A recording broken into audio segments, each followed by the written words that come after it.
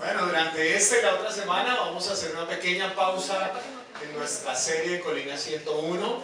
Entonces voy a tener el privilegio de tener que aguantar 2 fines de semana. Y queremos hablar sobre temas muy prácticos. Para mí es importante que podamos tener en cuenta que Dios desea transformar nuestras vidas. Bueno, pequeños pero sabios se llama la enseñanza de hoy. Cuando escuchamos la palabra sabiduría, las imágenes que asociamos con esa palabra no son muy positivas.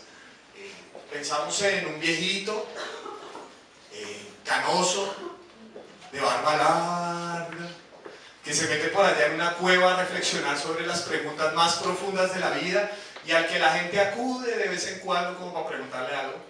Si son fanáticos de la Guerra de las Galaxias, uno pensaría como en el maestro Yoda, ¿sí o no? Que habla y uno no le entiende la mitad de las cosas que dice, pero uno dice qué profundidad. Y lo peor de todo es que uno ve al maestro Yoda y uno dice, no, yo nunca voy a llegar a eso. Yo nunca voy a llegar a eso. Y uno se queda ahí frustrado. Pero la Biblia tiene un libro completo a favor de la sabiduría, es el libro de Proverbios. Y nos muestra que la sabiduría no es una cuestión de edad. La sabiduría es una postura del corazón. Hay jóvenes que pueden ser sabios y ancianos que pueden ser necios, ¿sí o no? Porque no se trata sencillamente de la edad. Pensamos que la sabiduría es para viejos, pero la sabiduría es una decisión que cada uno de nosotros puede tomar. La sabiduría es más que inteligencia, porque inteligencia es la capacidad de asociar cosas, de albergar cosas en nuestra mente y asociar conocimientos, pero no se trata solamente de eso. La sabiduría es inteligencia aplicada.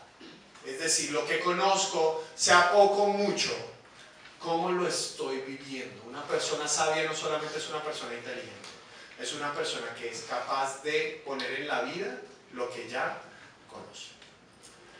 En mi experiencia como pastor, cuando la gente se acerca a pedirme consejos, me he dado cuenta que la gran mayoría de veces todos tenemos nuestro radar moral muy claro.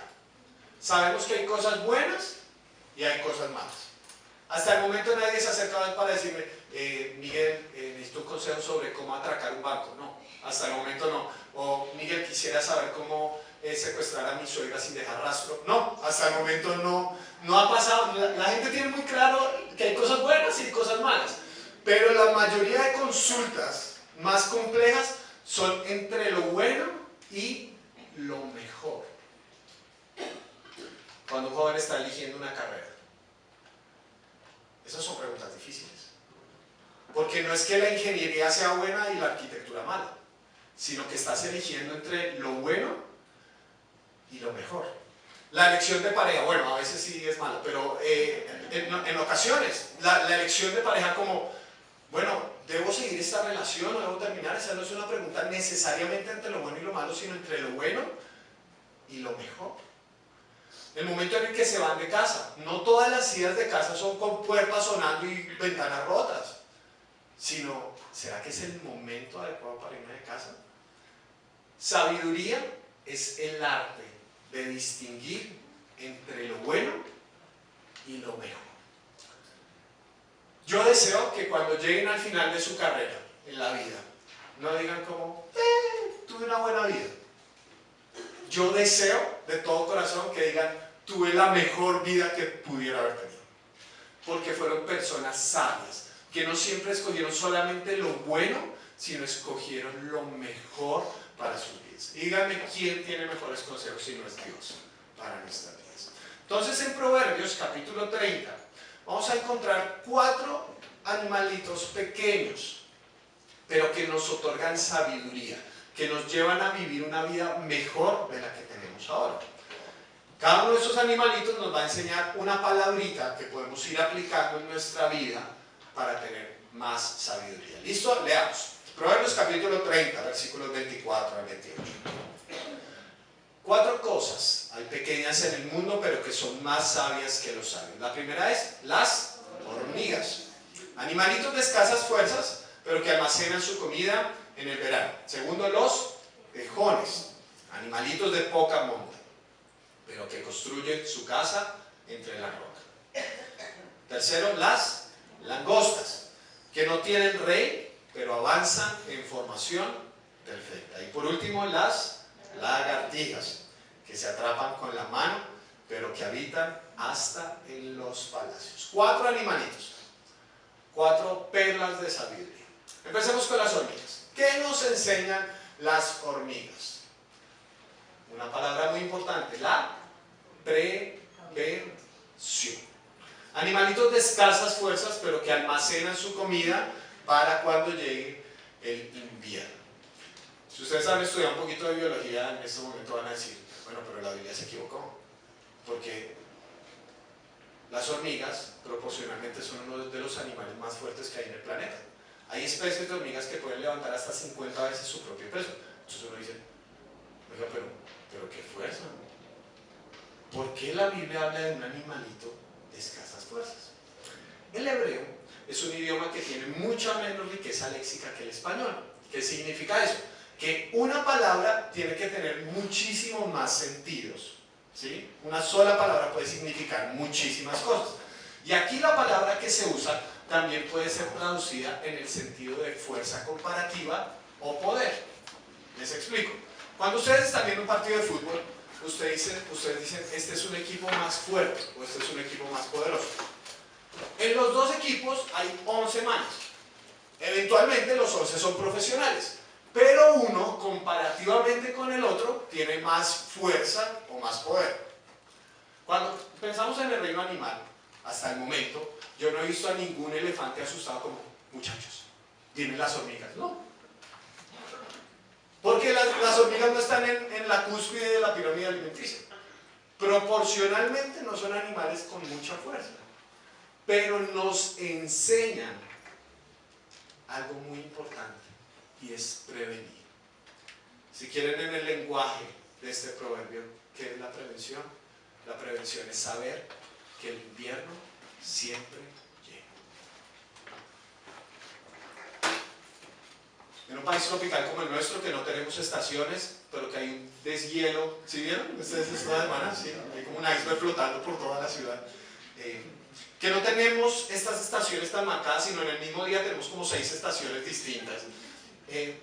No tenemos como esta facultad de pensar tan organizado, pero si ustedes han tenido contacto con personas que viven en lugares donde hay estaciones, es muy claro que en el invierno no se hace nada. Si tú no puedes cosechar en el invierno, tú cosechas en el verano o en la primavera, punto final. En el invierno todo está muerto. Tú no puedes salir a cosechar, ya se pasó ese tiempo y te toca esperar hasta que se acabe la estación. La prevención fundamentalmente es saber que el invierno va a llegar. Que hay días de mucha abundancia, de mucha riqueza, y no solamente estoy hablando de plata, estoy hablando de nuestra relación con Dios. ¿Sí o no? Que siempre, siempre, ¿en qué momento nos aferramos más a Dios? Cuando estamos en la inmunda. ¿Sí o no? Cuando estamos en la inmunda y sí nos pegamos más a Dios. Y ahí sí nos ponemos a leer Biblia como locos. ¿Y qué cuando estamos bien? ¿Por qué no nos preparamos para esos momentos malos de memorizar la palabra de Dios, de profundizar en la palabra de Dios? En el verano, ¿por qué no albergamos para el invierno? Vean, no se trata de vivir ansiosos, porque entonces ahora, no, ya viene el invierno, no se trata de eso. Porque hay una diferencia muy grande. La ansiedad paraliza, la prevención moviliza. La ansiedad te deja ahí, solamente pensando y asustado sobre el futuro. Todos conocemos personas que le tienen pánico a los gérmenes y nunca salen de la casa, ¿sí o no? Así como, me voy a morir, y se quedan ahí, y quietos, y no hacen nada por eso. Se quedan ahí, quietos. La ansiedad, no, pero es que los hijos, ¿qué tal que les haga mal a uno? Y ahí se quedan y no hacen nada por... La prevención moviliza para alterar la realidad.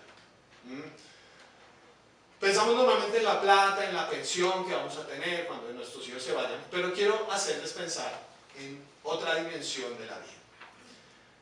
Y tiene que ver con esta fotografía. Seguramente se han encontrado estas revísticas en los estantes de las... Yo las tengo que encontrar ahora más seguido porque estamos esperando a nuestro primer bebé. Entonces, no sabían, pero ya mi esposo ya 7 meses, imagínense. Entonces, se nos va a venir ese todo tipo de revistas. Mi primer bebé, cómo sobrevivió conseguir a tu primer bebé y todas esas cosas. Sí, hay un montón de revistas, hay libros que parecen una enciclopedia que nos han regalado. De verdad, esa vaina, yo después de la vida no he visto un libro así más detallado que todas las... El primer día su bebé se va a levantar a tal hora y a los 9 meses usted va a sentir y tal, no, en serio, de verdad, es una cosa impresionante. ¿Por qué? Porque uno se prepara, uno quiere darle el mejor ambiente posible a este chiquito, uno quiere darle lo mejor posible, ¿sí o no? Entonces uno se prepara, porque normalmente uno no ha sido papá antes del primer hijo, entonces pues uno se prepara para eso. Pero hay un momento donde Benjamín va a crecer y va a llegar a una etapa que se va a llamar adolescencia. Y aquellos de ustedes que hicieron normalmente la gente me dice, ay Miguel, pero a ti seguro te va a ir bien como papá, ¿sí? Normalmente me dicen, te va bien con los pelados, te siguen y todo. Hay una pequeña diferencia. De estos chinos yo soy el pastor, de Benjamín voy a ser el papá. Y eso marca una gran diferencia. Y llega la adolescencia y uno sabe que va a haber rebeldía, va a haber problemas. Siempre digo esto cuando hablo de adolescentes, cuando son chiquitos uno dice tan lindos, provoca comérselos, cuando son adolescentes uno dice, ¿por qué no me los comí? ¿Sí o no? Entonces, llega ese momento que uno sabe que va a ser de muchos retos. Llega ese momento donde va a haber rebeldía, va a haber choques. Y uno sabe eso, pero normalmente los padres no se preparan para eso. Entonces acuden al pastor de jóvenes y le dicen, vea pastor, arréglenme a mi hijo. Porque no previnieron. Vean, realmente hay muchos recursos. ¿Sí? Google no es solamente para buscar Facebook. Uno puede buscar muchos recursos para prepararse para esos momentos de la vida. La prevención es una muestra de sabiduría. Dios nos ha puesto en una época histórica donde tenemos en un mes más formación que en la época de Martín Lutero. La gente tenía en 10 años, un mes, tenemos más información que la que Martín Lutero tuvo en 10 años.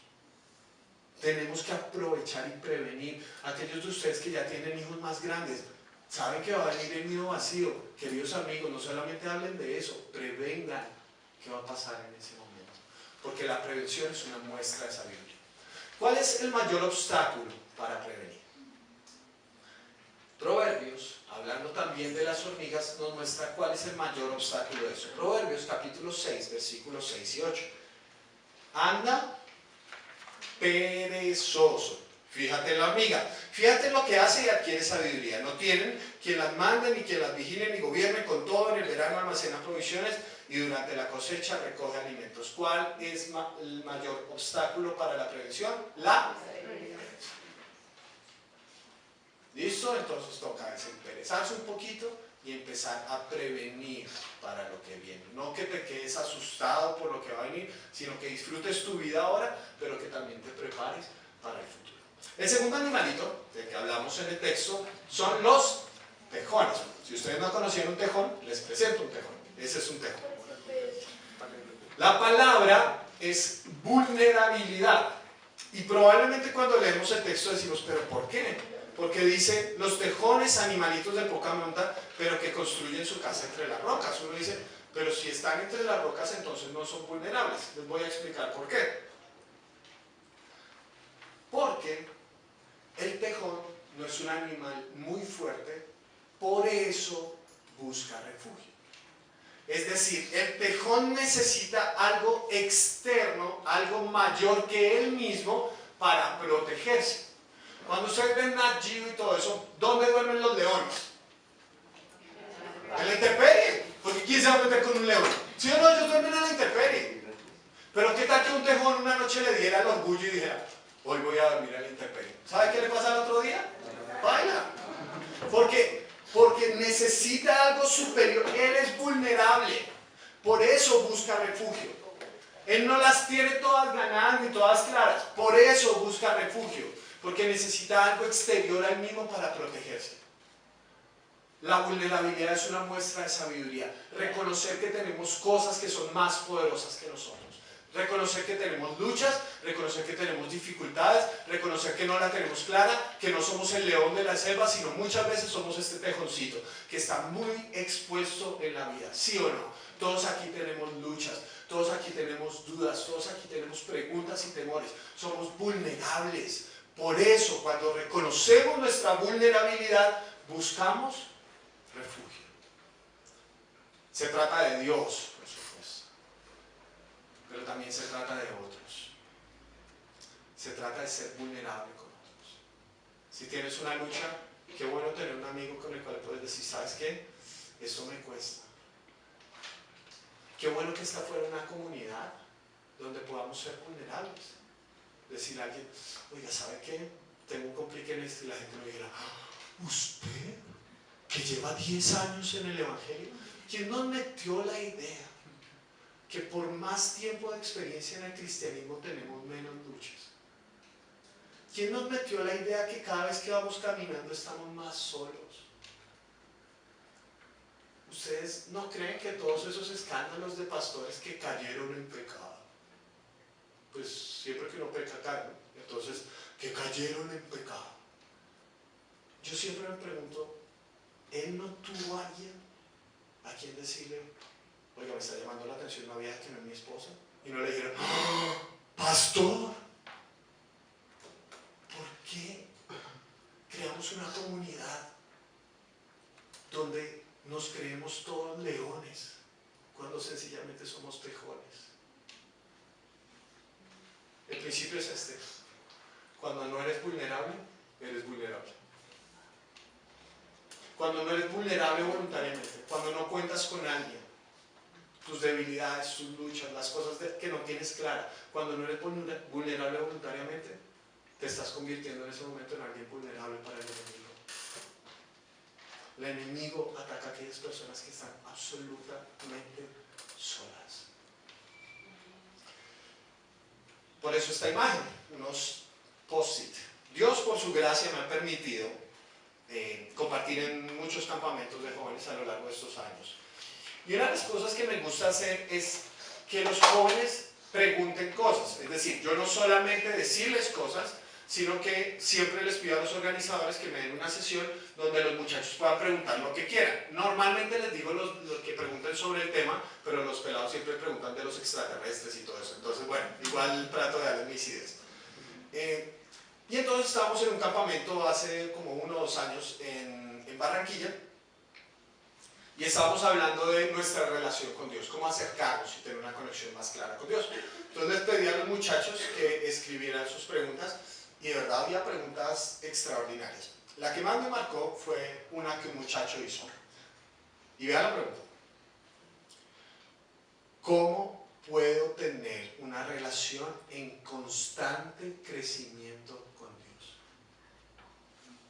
Un joven, ¿cómo puedo tener una relación en constante crecimiento con Dios? ¿Qué le contestan ustedes?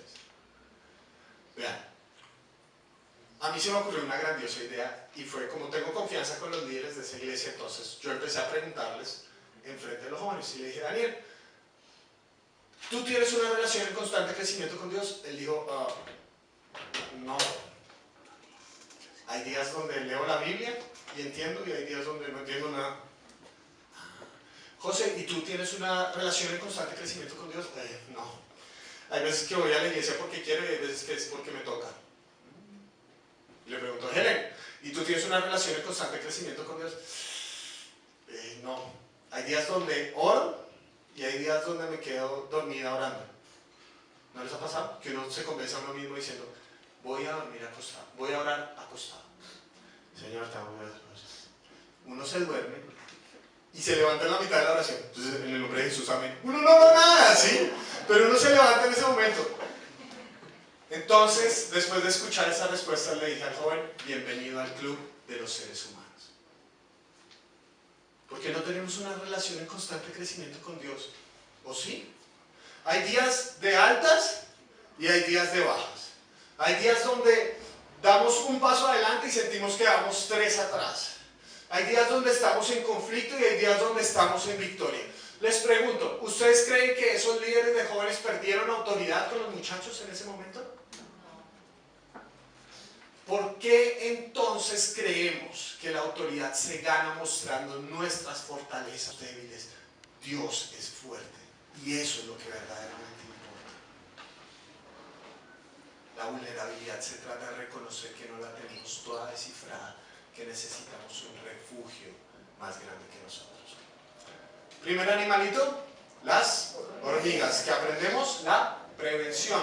Segundo animalito, y aprendemos vulnerabilidad. Siguen las langostas, no las de comer, sino las que se comen las cosas, las langostas. ¿Qué dice el texto?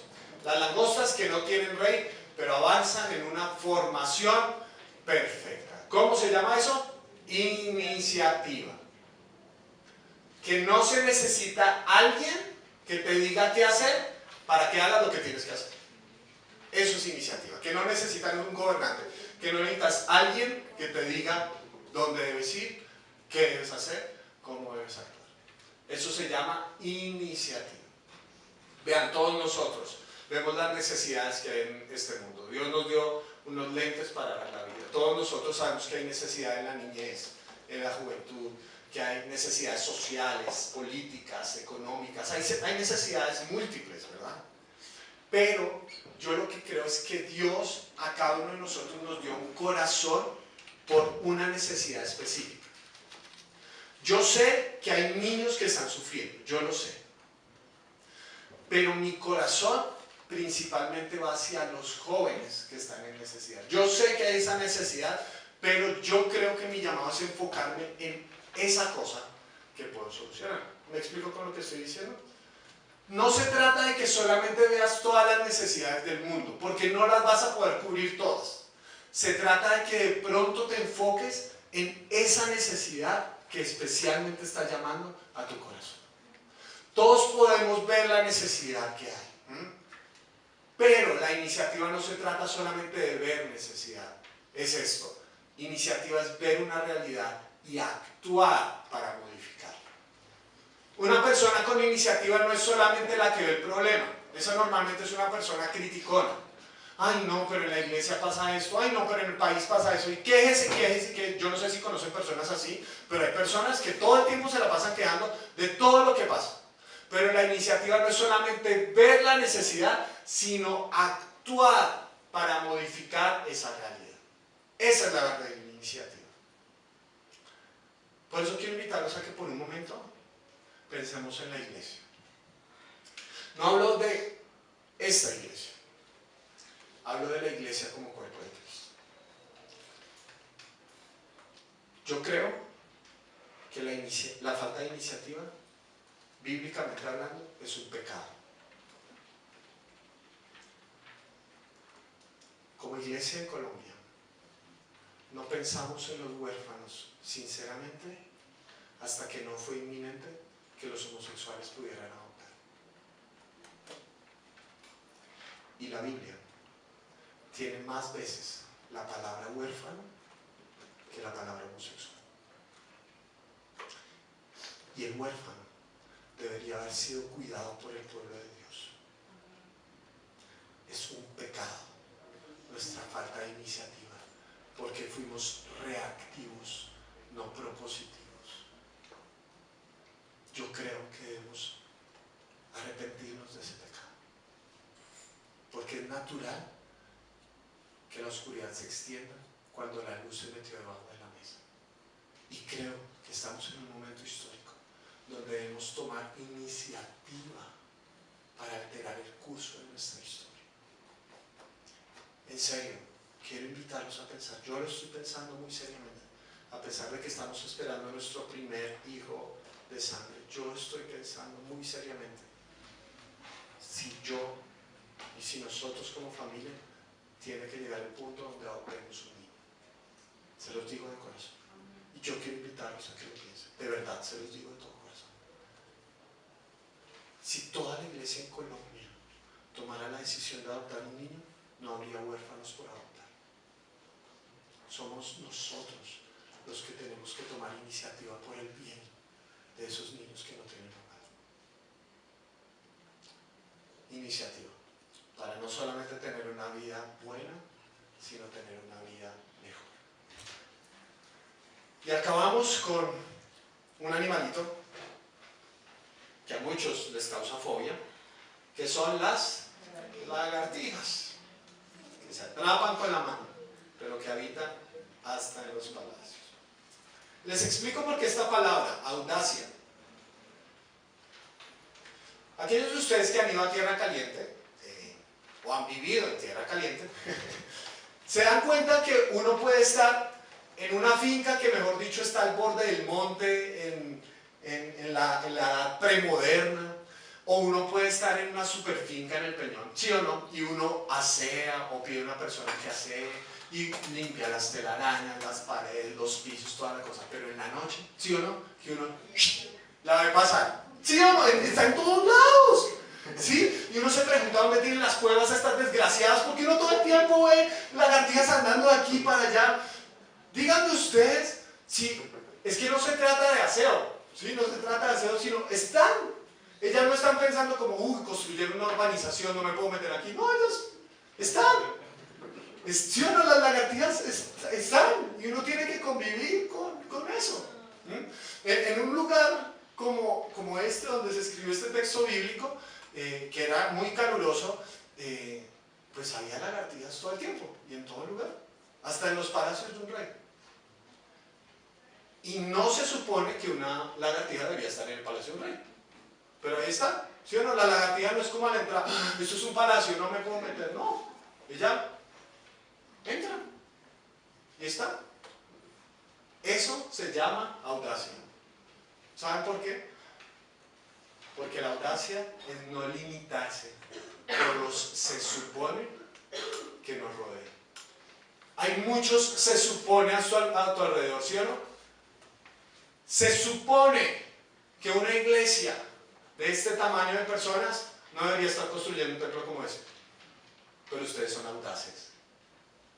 Se supone que un matrimonio en Colombia no debería durar más de 5 años. Pero ustedes son audaces. Se supone que un joven no debería respetar tanto a una niña como para decirle, ¿sabes qué? Quiero guardar el sexo solamente como un regalo divino en nuestro matrimonio. Pero ustedes son audaces. Hay muchos se supone que nos rodean. Y la audacia se trata de no limitarse, por eso se supone, sino dar un salto de fe y confianza en un Dios que es mucho más grande que nosotros y en el que podemos confiar plena y absolutamente. Muchas veces nos quedamos paralizados en la vida porque se dice, no se supone que debería ser eso. Y ahí nos quedamos cuando Dios te está llamando a ser audaz. Y vives frustrado con tu vida porque solamente estás en el terreno de lo bueno, cuando para ir a lo mejor se necesita audacia, se necesita arriesgarse, se necesita arriesgarse a ser criticado, señalado.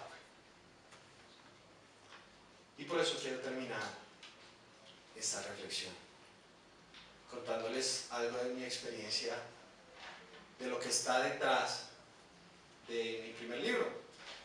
Esto no es promocional, pero si lo quieren comprar, pues se los agradezco. Normalmente cuando la gente ve el fruto de tu trabajo, piensa que fue fácil. ¿Sí o no? Porque dicen, bueno, pues escribe un libro. Normalmente la gente ve la cosecha, pero no todo lo que te costó sembrar y volver a empezar. Ese libro que ven ahí, que muchos de ustedes tienen en sus manos, tomó más de 7 o 8 años escribir. Momentos donde yo dije, no, qué burradas estoy diciendo. Momentos de dolor, de incertidumbre. Hay algunas cosas que conté en el lanzamiento, pero hay otras que no. Este libro fue rechazado por 2 editoriales. Por eso es una autopublicación. En la primera editorial me dijeron, bueno, listo, mándanos un resumen del libro, mándanos el primer capítulo, el contenido y todo eso. Lo mandé y no me han contestado nada. Y el segundo fue un poco más doloroso. Me senté a hablar con el publisher de una de las editoriales más importantes de América Latina, cristianas. Y él me dijo: Miguel, voy a ser muy honesto contigo. No lo odio por eso, porque de verdad fue algo muy bueno que haya sido honesto conmigo. Me dijo: en el medio cristiano, la persona que escribió, no por el tema que se está tratando. Entonces, compran el pastor reconocido, llámese como se llame, la pastora reconocida, así escriba sobre cómo comer mejores vegetales. Escriben lo que sea, pero es el pastor reconocido, hay que comprar el libro del pastor reconocido, ese es el medio cristiano. Me dijo lo siguiente, así me lo puso: imagínate que yo mando este libro a impresión y lo pongo en una librería. Ponen tu libro y al lado el de algún pastor famoso y reconocido. El tuyo nunca se va a vender. Me dijo estas palabras: tu libro no es rentable. Y entonces, ¿qué haces con eso? Uno puede escuchar un no y quedarse así. Uno puede escuchar que las puertas se cerraron y quedarse afuera. Pero todos tenemos un fuego interior en nuestro corazón que nos invita a treparnos en la ventana y meternos como sea. Y así lo hice. Y después de que decidí publicar el libro, autopublicación, llegó otro temor, que era un temor interno. Y el temor era el temor a fracasar. Y yo, si les soy honesto, no le tengo temor a que los 1000 libros que imprimimos se me queden en la casa. La verdad no, porque pues si no se venden, entonces para el otro año ya tengo regalos para todo el mundo, listo, entonces ahí ya cuadra uno cada. La verdad, lo que yo más le tengo temor es que la gente recibiera este libro y dijera: qué porquería, qué irrelevante. Yo no le tengo temor a la cantidad de personas a las que le llegue el libro. Le tengo temor que alguien se acerque y me diga: qué basura. A eso le tengo temor. ¿Les ha pasado que cuando uno hace algo, escucha 10 personas que le dicen: hey, qué chévere eso que hiciste, pero escuchas una persona que dice: uy, no, qué malo? ¿Y con qué te quedas en la mente? ¿Con los 10 buenos? Te quedas con ese malo. No fue perfecto. Y parte del trato de Dios con mi propia vida en estos momentos fue voltear la torta y hacerme pensar que no se trata de si 99 personas están de acuerdo y una en desacuerdo, sino si por lo menos una persona es transformada, inspirada, animada por las palabras de un libro. ¿No les parece eso un milagro? Que tinta en un papel puede alterar el curso de la historia de una persona. La gracia es desproporcionada. No se trata de 99 ovejas que se quedaron en el redil. Se trata de una. Todos queremos cambiar el mundo, ¿sí o no? Y esa era mi idea con este libro, decir: voy a cambiar el mundo. Pero descubrí que no se trata de cambiar el mundo, sino quizás de cambiar el mundo de una persona. Y eso ya es un milagro. Te animo a que los no que has escuchado en la vida no se conviertan en techos, sino en trampolines para ser audaz y confiar en lo que el Señor ha puesto en tu corazón. Oramos para terminar. Señor, te agradezco por este día, por el privilegio de reunirnos, por el hecho de ser iglesia, de poder adorarte y alabarte como el único que está en el trono y el único que es digno de toda gloria. Te adoro también por tu palabra, que tiene consejos tan reales y prácticos, que animalitos tan pequeños podemos aprender tanta sabiduría. Señor, muchos aquí necesitan prevenir cosas, pensar en lo que va a venir. Ayúdales, Señor, ayúdales, no a vivir con ansiedad, sino con prevención. Ayuda a todos aquellos que se creen fuertes y por eso no son vulnerables. Ayúdanos a reconocer nuestras debilidades, fragilidades y necesidades. A todos aquellos que se han anclado al chisme, a la crítica por falta de iniciativa, perdónanos como iglesia también por eso, porque eso lo hemos criticado, pero hasta ahora estamos haciendo algo. Ayúdanos no solo a reaccionar a esta situación, sino a ser proactivos a tantas otras. Y sobre todo, Señor, pido por aquellos que tienen algo en su corazón, proyectos clausurados y cerrados, sueños que han dejado apagar. Enséñales, por favor, a confiar en ti, a ser audaces, a saltar por más de que las puertas se hayan cerrado, que ellos encuentren una ventana por la cual entrar, porque es un llamado que tú has hecho a sus vidas. Y no se trata de las puertas cerradas, sino del Dios que nos llama. Ayúdanos a confiar en ti, Señor. Ayúdanos a saltar en tus brazos y a emprender cosas que van más allá de nuestros límites de seguridad, porque esa es una forma de honrarte a ti y no solamente tener una vida buena, sino tener una mejor vida. Gracias por este tiempo en el nombre de Jesús. Amén. Bueno.